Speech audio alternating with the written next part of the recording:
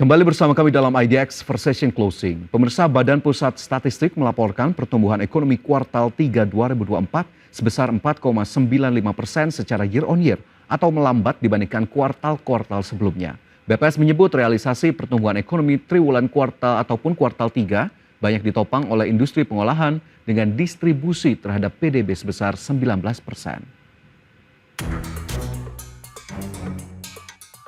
Badan Pusat Statistik melaporkan pertumbuhan ekonomi kuartal 3 2024 sebesar 4,95% year on year. Pertumbuhan ini melambat bila dibandingkan kuartal sebelumnya yang mencapai 5,05%, juga lebih rendah dibandingkan kuartal pertama 2024 yang mencatatkan pertumbuhan 5,11% year on year.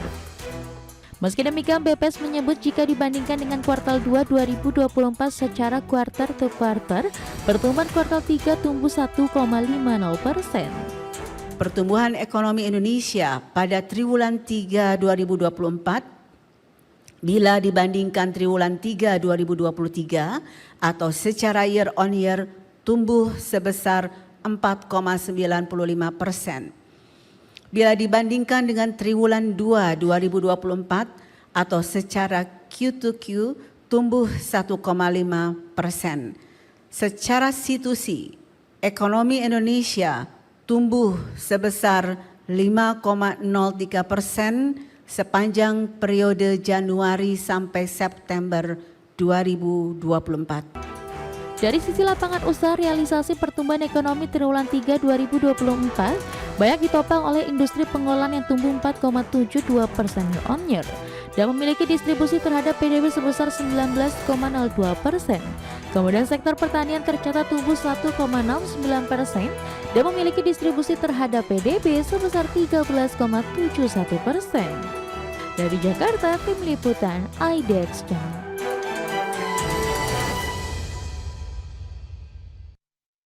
Ya, kali ini kita akan ulas bagaimana kemudian realisasi dari pertumbuhan ekonomi Indonesia di kuartal 3 2024. Pemirsa, di mana usai rilisnya data pertumbuhan ekonomi kuartal 3, Presiden Prabowo Subianto menggelar rapat terbatas bersama Dewan Ekonomi Nasional membahas pertumbuhan ekonomi Indonesia yang ternyata tak sampai 5% pada kuartal 3 2024. Dalam rapat terbatas itu, Prabowo ingin ada langkah untuk menggenjot perekonomian di kuartal berikutnya. Untuk itu, Dewan Ekonomi Nasional memberi sejumlah masukan berdasarkan analisis yang telah dilakukan. Ya, salah satu saran dari Dewan Ekonomi Nasional kepada Presiden Prabowo adalah peningkatan daya beli khususnya untuk kelas menengah. Dewan Ekonomi Nasional menyebut pelemahan daya beli kelas menengah menjadi pemicu rendahnya pertumbuhan konsumsi Indonesia, di mana pertumbuhan konsumsi di kalangan kelas menengah hanya 4,9% dan merupakan yang terendah dalam 13 tahun terakhir. Selain itu, ada dua faktor lainnya yang juga dibahas dalam pertemuan antara Dewan Ekonomi Nasional dan juga tadi Presiden Prabowo Subianto. Yang pertama adalah belanja pemerintah. Dewan Ekonomi Nasional menyarankan optimalisasi belanja pemerintah demi memicu pertumbuhan ekonomi, karena kita tahu biasanya di akhir tahun belanja pemerintah akan digelontorkan. Kemudian faktor kedua yang juga disinggung adalah investasi, di mana Dewan Ekonomi Nasional mengusulkan ke Presiden agar investasi terus digenjot di waktu mendatang.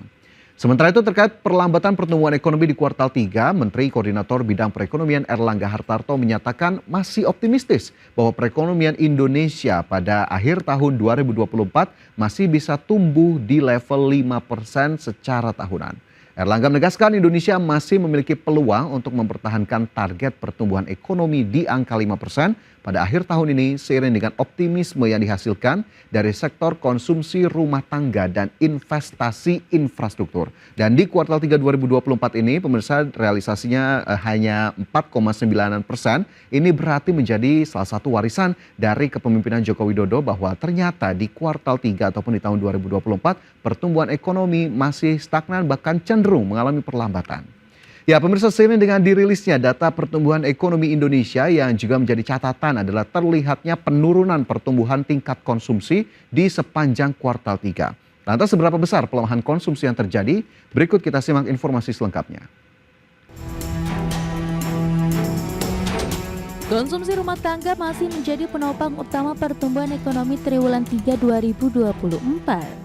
Komponen tersebut berkontribusi sebesar 53,08% terhadap produk domestik bruto triwulan 3. Namun mesin utama pertumbuhan itu justru tumbuh melambat menjadi 4,91% secara tahunan, lebih rendah dari triwulan sebelumnya yang sebesar 4,93%. Meski menunjukkan perlambatan, Badan Pusat Statistik menyatakan angka tersebut masih menggambarkan kuatnya daya beli masyarakat.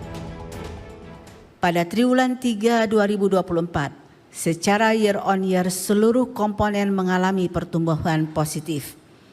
Komponen pengeluaran yang memberikan kontribusi terbesar terhadap PDB adalah konsumsi rumah tangga dengan kontribusi sebesar 53,08%, dan pada triwulan 3 2024 komponen ini tumbuh sebesar 4,91%, yang menunjukkan masih terjaganya tingkat konsumsi masyarakat.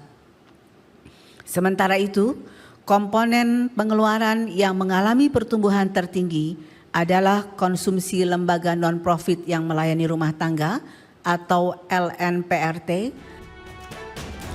Berdasarkan laporan BPS Pertumbuhan Konsumsi Masyarakat di triwulan 3 2024, banyak didorong oleh konsumsi masyarakat untuk restoran dan hotel. Hal itu disebut tercermin dari peningkatan tingkat penghuni kamar dan peningkatan perjalanan wisatawan Nusantara. Selain itu, pertumbuhan konsumsi rumah tangga juga didukung oleh pengeluaran di sektor transportasi dan komunikasi yang mengalami pertumbuhan tinggi. Tim Liputan IDX Channel.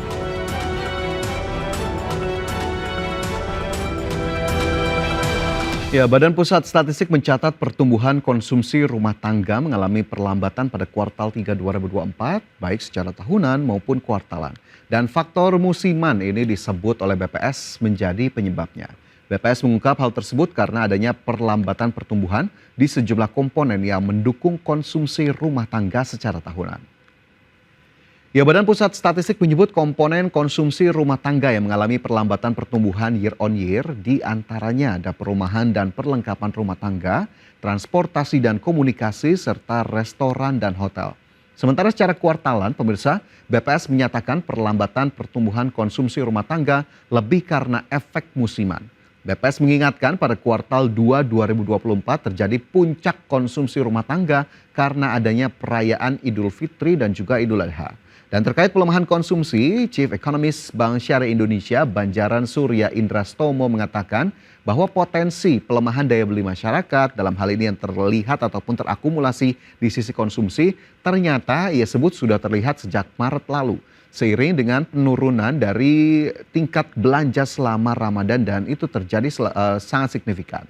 Di mana menurutnya tingkat konsumsi masyarakat yang semula tinggi dengan belanja yang 2,5 hingga 3 kali lipat selama Ramadan, tapi di tahun ini justru mengalami penurunan yang drastis. Dan menurutnya masyarakat kini terpaksa mengandalkan tabungan mereka untuk memenuhi kebutuhan, dengan penurunan konsumsi tidak hanya terjadi pada barang-barang konsumsi non prioritas, namun juga pada kebutuhan dasar. Ya, ini tentunya menjadi hal yang sangat kita sayangkan karena kita tahu tingkat konsumsi rumah tangga menjadi motor utama dari pertumbuhan ataupun produk domestik bruto Indonesia dengan kontribusi bahkan lebih dari 50%. Kita harapkan memang ada upaya untuk kemudian mendorong tingkat konsumsi masyarakat di waktu-waktu ke depan. Ya, dari konsumsi, pemirsa, kita bergeser ke pertumbuhan ekonomi secara spasial ataupun secara kewilayahan, di mana di tengah perlambatan pertumbuhan ekonomi secara nasional, wilayah Maluku dan Papua ternyata berhasil mencatatkan pertumbuhan ekonomi tertinggi di kuartal 3 2024. Seberapa besar capaiannya? Berikut informasinya. Kelompok provinsi di Pulau Maluku dan Papua mencatat pertumbuhan tertinggi sebesar 6% pada kuartal 3 2024. Angka ini berada di atas pertumbuhan ekonomi nasional yang hanya 4,94%.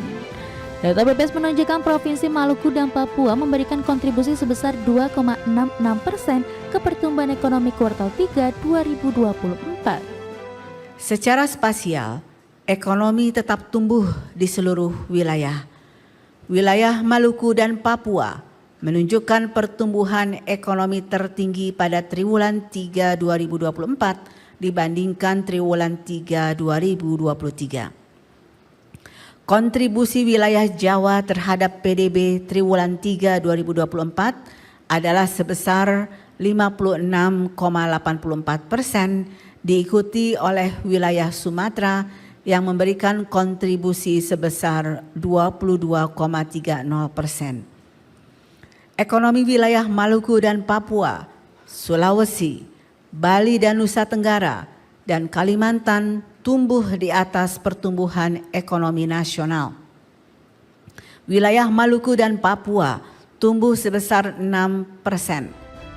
Jika dirinci, provinsi yang menyokong pertumbuhan ekonomi di kelompok Pulau Maluku dan Papua adalah Papua Barat sebesar 3,77%, Papua 0,92%, Maluku 0,66%, dan Maluku Utara 0,65%. Sementara itu, berdasarkan data BPS, sumber pertumbuhan utama Pulau Maluku, Papua adalah industri pengolahan, perdagangan, dan konstruksi.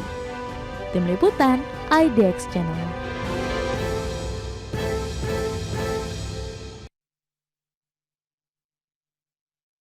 Ya, secara spasial pemirsa, selain Maluku dan Papua yang mencatat pertumbuhan ekonomi tertinggi di kuartal 3 2024, wilayah-wilayah lainnya juga memberikan kontribusi terhadap pertumbuhan ekonomi nasional.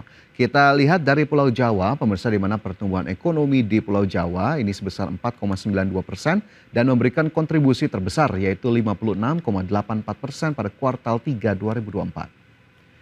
Ya, bila dirinci terbagi dalam Provinsi Jakarta sebesar 1,37%, Jawa Timur 1,26%, Jawa Barat 1,12%, Jawa Tengah 0,75%, Banten sebesar 0,34%, dan juga Daerah Istimewa Yogyakarta 0,08%.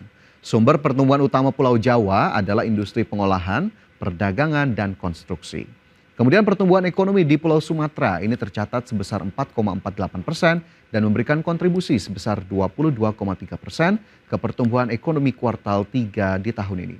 Selanjutnya pertumbuhan ekonomi untuk provinsi-provinsi di Pulau Sulawesi mencapai 5,87% dan memberikan kontribusi 7,23% pada kuartal 3 2024. Sumber pertumbuhan utama Sulawesi adalah industri pengolahan, pertanian, kehutanan dan perikanan serta perdagangan.